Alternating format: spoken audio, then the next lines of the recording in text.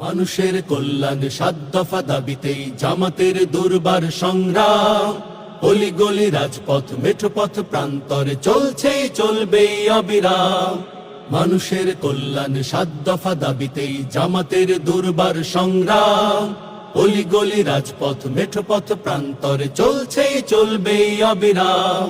জাতীয় নির্বাচনের আগে রে ভাই ওই লেভেল প্লেয়িং মাঠটা তো চাই। জাতীয় নির্বাচনের আগে রে ভাই ওই লেভেল প্লেয়িং মাঠটা তো চাই।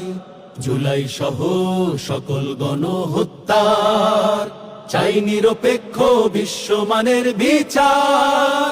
মৌলিক সংস্কার ছাড়া ও ভাই আমরা নেব না বিশ্রাম।